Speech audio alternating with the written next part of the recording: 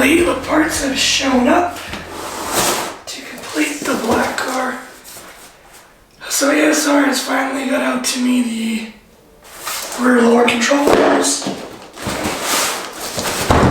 rear brace, sway bar, and what we're going to be looking at today is the BBK.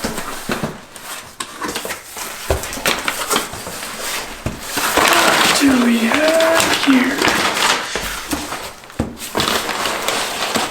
Ooh, that's heavy. It looks like a rotor. Actually, I'm just going to put it on the ground, unpack it real quick.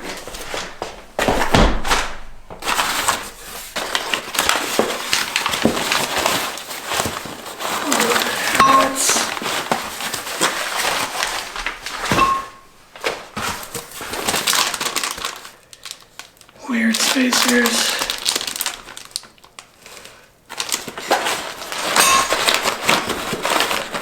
Calipers.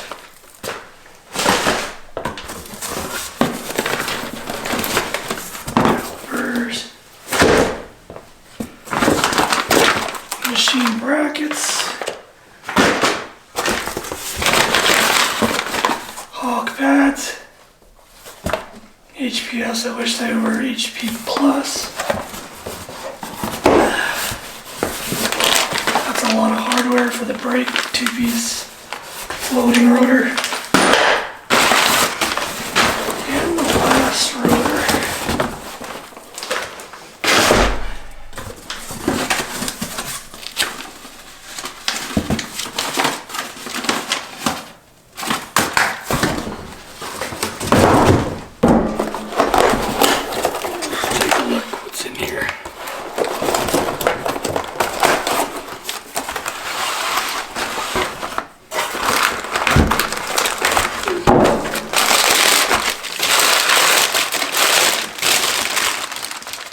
We have a massive, ooh, that thing is a thick boy. We have a massive 299 millimeter from here to here rotor. This is currently the biggest one on the market. It's bigger than the Alcon by 5 millimeter and 10 millimeter bigger than stock. Those are thick. Ooh.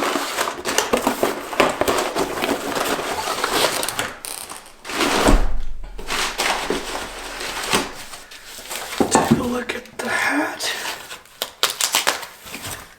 I believe this is a piece made by ASR to adapt it, so that's an ASR piece.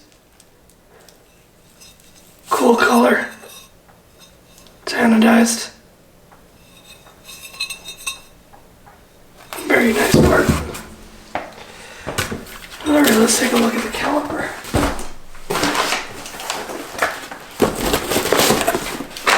Maybe a bracket first. Let's take a look at the bracket. Whew. Machine bracket from ASR. Very nicely made and also anodized the same color. It's like a bronze color. Alright, lastly we have the caliper.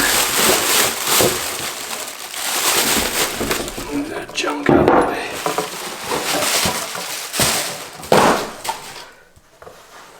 Okay, so we have a really wide, it doesn't seem much bigger than the spoon caliper, maybe it's a lot wider. But it looks very similar. It's got some massive pistons in it. Very nicely crafted. Nicely machined pistons. So I'm also looking at how I'm going to take this apart, because this needs to go to black box to get recoated. So I'm going to take it apart. I'm just going to examine how to take it apart, and we're going to do that in this video. How to take this caliper apart and get it ready for powder coating.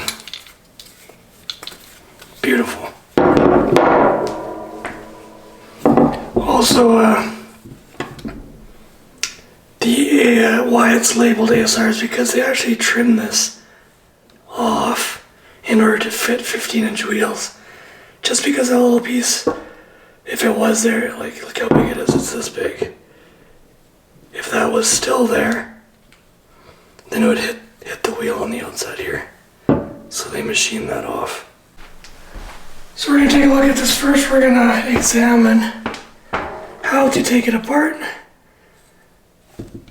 what we need to remove. So we need to remove these spring plates here first, and next we're going to have to remove the pistons pretty much first, because we need to be able to put some air pressure in this guy. So we're going to put an air hose in here and we're going to pop out all 4 of them at the same time or close. You don't want one popping out first. You want them to pop out equally and hold them before they pop out and leak air. Once they've mostly been popped out, we're going to take them out by hand after. And then we'll do full disassembly of it. Got some high heat silicone. Gluing these plates in. We also have some on this side. This is to prevent line cracking. If this vibrates, it may crack, so they may put an insulator on it, but this is an insulator and it's been glued in or siliconed in.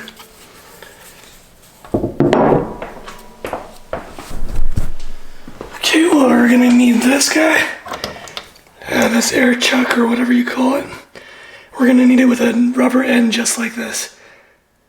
I think the last time I changed this end was for popping pistons out of OEM caliper. I've put the caliper in a safe spot so I don't damage it.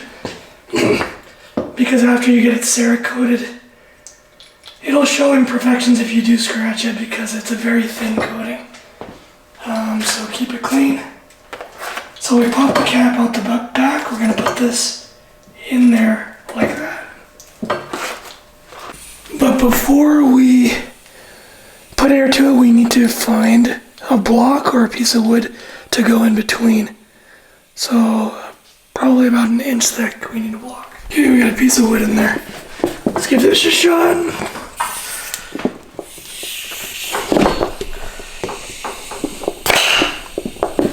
So all 4 have popped out perfectly. There we go. So these will just come out with the springs. With a little finessing. And we're good.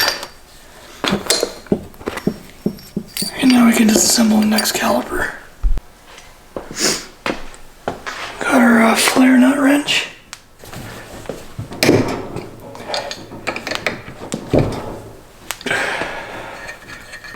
I'd loosen these both at the same time so you don't bend the hose.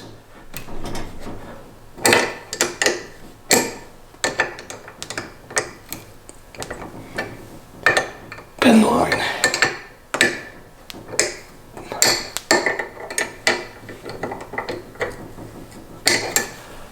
It's gonna come out slowly. I'm gonna switch to an 11mm wrench. Okay, let's pop these guys out.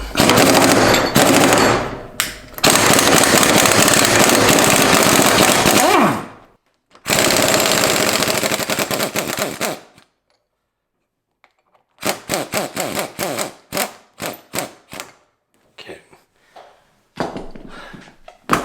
Last one is this guy in the middle. Looks like an 8mm. On the back side.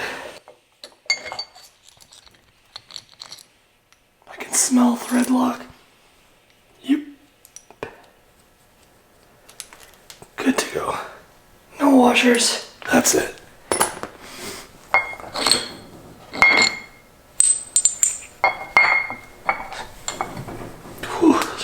tight clearances on that one particular side. Weird. Okay, these are fully stripped now. There's a flat washer in there that needs to be removed. Also, these have been pressed in, so we're gonna leave those in, and maybe the Cerakoting guy can mask those up for us. And that's a bare caliper. I'm just gonna take these out with a pick very carefully so I don't scratch this surface or damage the O-ring. If you scratch it, it's gonna leak. Just gotta pick with the shape I wanted for this. It's got like a thin area where you can enter it, and I'm just gonna pry it upwards like that. You probably can't see, but I'm pushing up and outward. Kind of like that. And these are done. Let's just finish up the second one.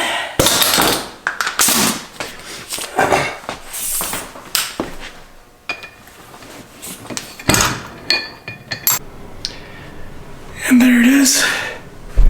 The calipers are ready for ceramic coating. Black box, automotive will take care of that. I've organized it so when it comes back I'll just put it all back together. It's fairly simple to reinstall.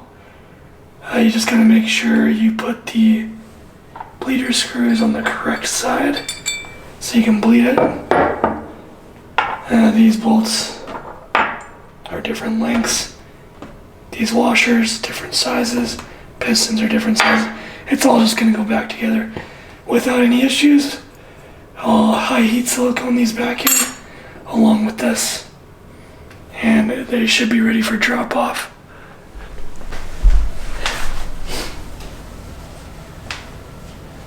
We will leave that there for this episode. On the next episode, I hope to have those back, but I'm going to go ahead and install the rear subframe brace. It does take some time. You got to pre-assemble it on the floor, control arms and stuff. So that'll go in on the next episode, and I'll do the brakes in a different one. But those got to go out for coating.